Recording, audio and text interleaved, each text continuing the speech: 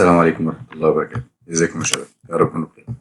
هنكمل ان شاء الله السلسلة بتاعة البارتس اوف سبيتش. كنا ابتدينا بالناون، كنا خدنا التايبس بتاعة الناون، كنا اتكلمنا بعد كده عن البروناون، كنا خدنا برضه التايبس بتاعته.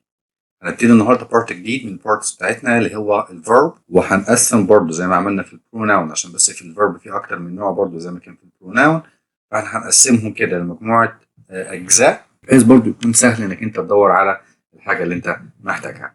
خلينا بس كده الأول نعرف إيه هي الحاجات اللي موجودة معانا في الفيرب. أول حاجة هنعرف what is the verb، إيه هو الفيرب أصلا، what are the types of the verb، إيه هي أنواع الفيرب، وآخر حاجة هنعرفها اللي هي الفيرب مع الجيرند أو الفيرب مع to infinitive.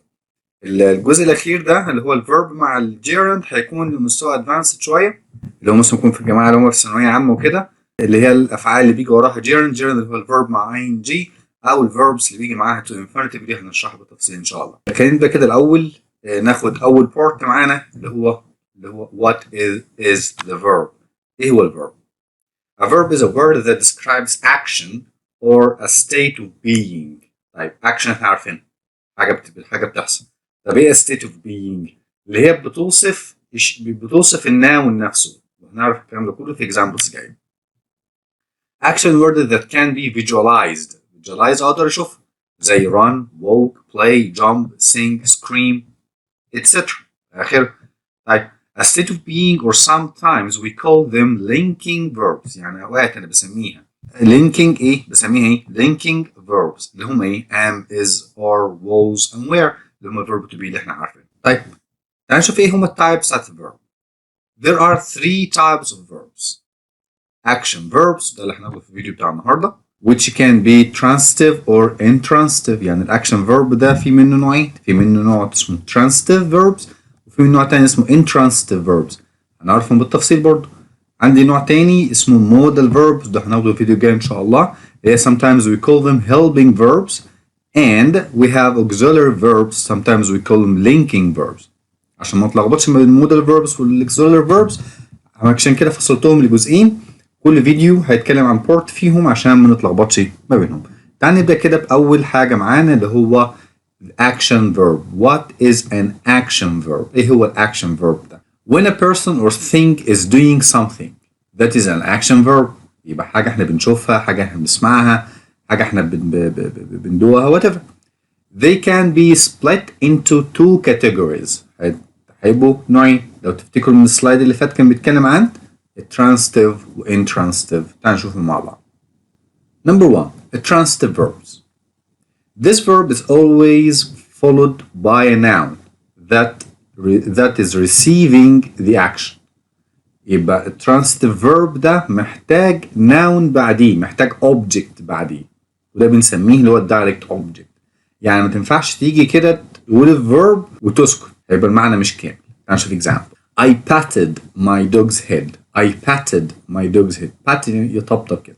I patted my dog's head. تخيل كده لو وقفنا على كلمة patted. طب I patted. طب كده مش مديها معنى كامل. I patted ايه؟ كده ايه؟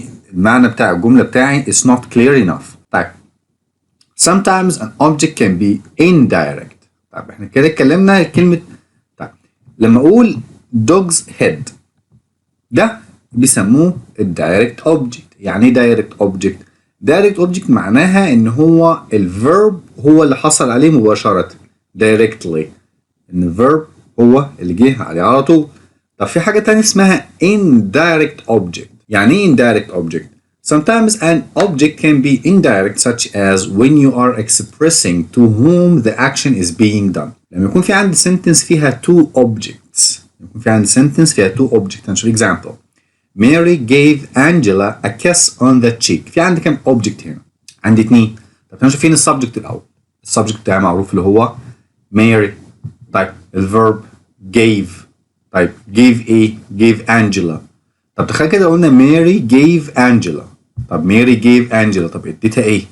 برضو المعنى مش واضح، رغم ان عندي هنا في subject وعندي هنا في verb وعندي هنا في object، وزي ما قلنا قبل كده دول هم 3 main parts of the sentence. بس رغم عن كده المعنى بتاعي مش كامل، فكده محتاجة object كمان. يبقى كلمة gave هنا معناها ان هي محتاجة مش بس object واحد، لا دي محتاجة two objects. يبقى ماري gave أنجيلا a kiss. خلاص كده on the cheek. خلاص كده معنى الجملة بتاعها كامل. يبقى عندي هنا في two objects اهي، أنجيلا وإيه تاني؟ وأكياس. طيب مين فيهم الدايركت ومين فيهم الاندايركت؟ طب نرجع كده بقول لك إيه؟ An object can be indirect such as when you are expressing to whom the action is being done. لمين الفعل ده حصل؟ لأنجيلا. يبقى أنجيلا ده الاندايركت object. طب الدايركت بتاعه اللي اسمه إيه؟ أكياس. Intransitive verbs عكسها. احنا قلنا transitive verbs محتاجة object بعدها وساعات بيجي بعدها اتنين. طب intransitive verbs، الintransitive verbs دي معناها ان انا ممكن يجي في subject و verb بس، ممكن يجي بعدها adjective او adverb مش مهم. تمام؟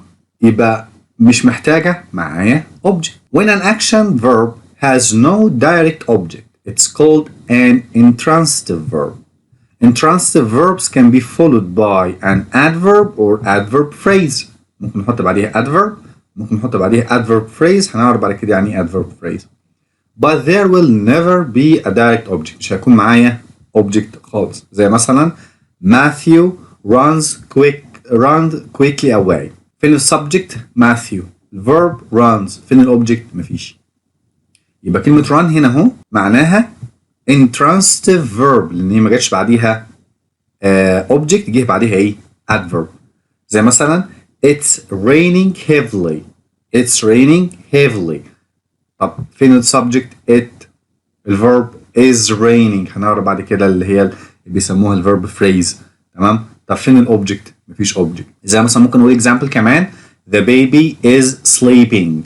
The baby is sleeping. ما جبتش object.